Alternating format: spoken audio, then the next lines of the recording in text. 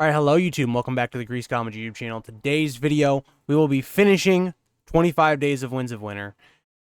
We will be doing Jon Snow. I hope everyone that celebrates Christmas has a Merry Christmas. If you do not celebrate that, I hope you have a happy holiday. Hope you have a great day. And also, there's something else we got to talk about before we get into the video. I may look a little different. Did something change?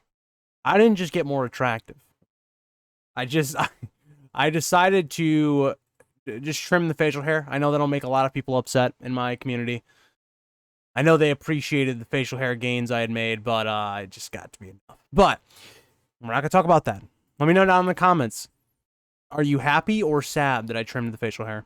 But getting into Jon Snow and what I think is going to happen for him. First of all, we got to talk about, does he come back at all? I made a video where it does kind of make sense if Jon Snow dies and never comes back. I personally don't think that's going to happen. I think Jon is kind of a staple to the story at this point. I don't think Jon's story is resolved. Jon not seeing Arya one more time would be heartbreaking. Maybe George, he's just like, you know what? I saw what happened in the show. Screw it. Let's just have Jon die. But no, I think the way Jon comes back is I think Jon at this point, his soul or his spirit, whatever you want to say, is in Ghost. And the way I think that is going to go back into his body is that Mel is going to sacrifice Shireen. Now, we know that Shireen is going to be burned regardless. We don't know the exact circumstances, but it was confirmed that Shireen is going to be burned. So what I think is going to happen is we've already gotten this news from the Pink Letter, so there's already been news that Stannis is defeated. I think what Mel will do is she'll try to use some sort of magic. And by magic, I mean blood magic. By killing Shireen, burning Shireen, she will hope to either make Stannis arise or do something along those lines. And I think by her doing that, it will give this blood magic power for Jon's spirit or soul to go back into his own body. Now, this has a lot of different questions for how does Jon come back as a person? We know from a lot of our other characters that when you come back quite differently. And it also depends on how long you're dead and all of that. So if you stay too long dead, you turn out like Lady Stoneheart. If it's just, a little bit of time, like Beric, maybe you lose a little bit of yourself, but you still kind of remain somewhat the same. In Jon's case, it's really going to depend at what point does this Shireen burning occur? And I think it will be the front part of the book. But I still think Jon, at least, will be in Ghost for at least a day.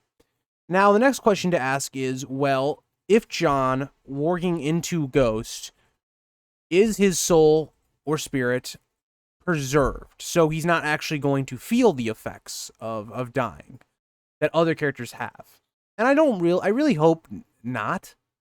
I hope with Jon when he comes back, he's a little bit of a changed person. Like, not fully, but he is someone that maybe is a bit more vengeful, or he's a bit more quick to anger than he was in the past. And showing that he, as a person, has been changed by the effects of A Dance with Dragons, and seeing his men kind of betray him. I want to see how he responds to that. Now, I think more or less the story with Jon anyway goes kind of similar to the way it goes in the show, except one key difference. So he is not going to have to take Winterfell with Sansa or any of that. I think Stannis will take Winterfell. I've talked about how he's going to do that and a lot of that in the Stannis video, so we'll skip over that because it's not too important to Jon's character. What's going to happen instead is that Jon comes south. And he more or less tells Stannis what happened with Shireen, what happened at all. While Jon is really going to be saying, Stannis, this is what happened when I'm gone. When you left, I am not part of the Night's Watch anymore. I've died for that. I am no longer bound to that oath. I am now here with you, Stannis, to help refortify the North and prepare for the war against the others.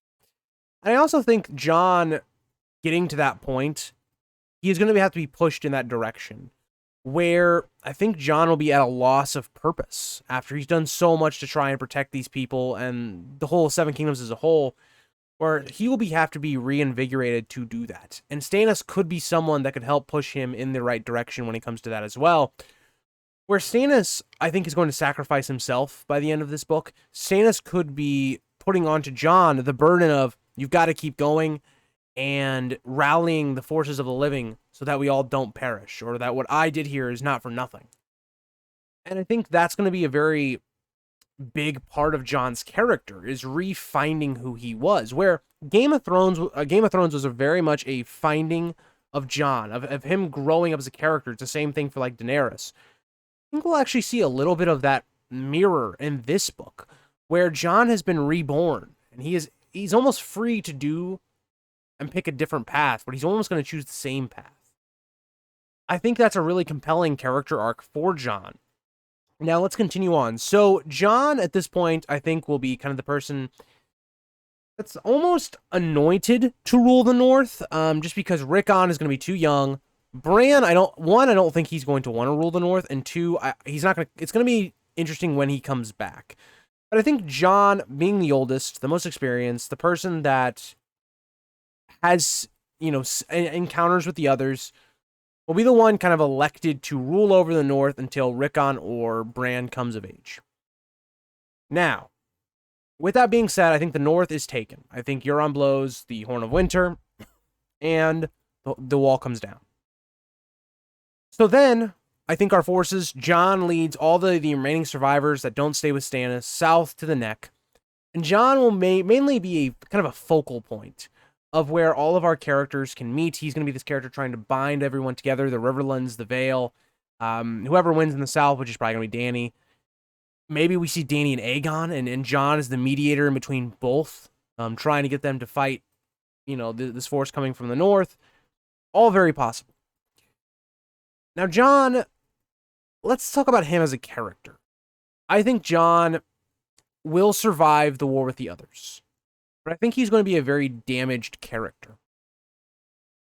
Before I continue, I was going to do this at the beginning of the video, but I hope you guys like my Christmas sweater.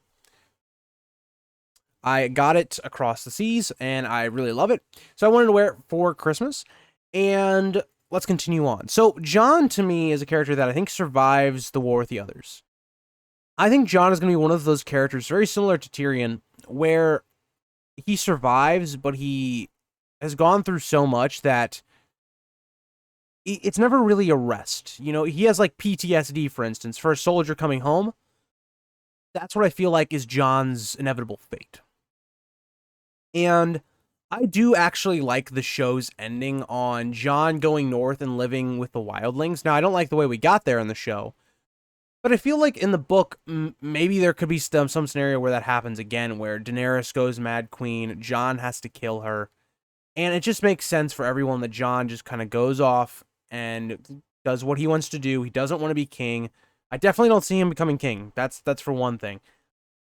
I think he goes north and lives out his life with the wildlings. I think that's what he always wanted. Maybe him and Val get together. I think that's also very possible. I didn't really talk about Val too much in this event, but I think it's it's possible that maybe him and Val hook up and they just have a little family north of the wall. There really won't be a wall anymore anyway.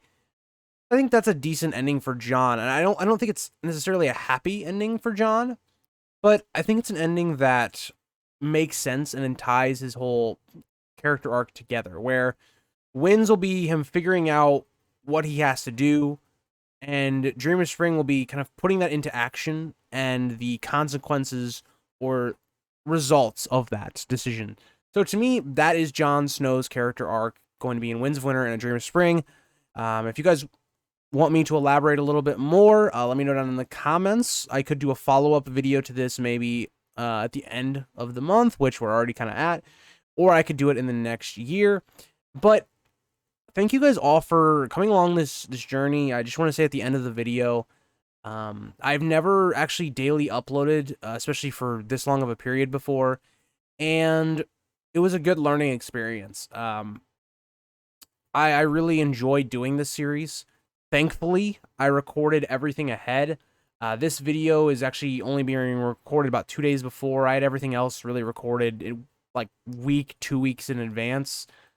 I got sick for the last week. A lot of you guys know that, so I wasn't really able to record this video, so this is the last one I'm doing.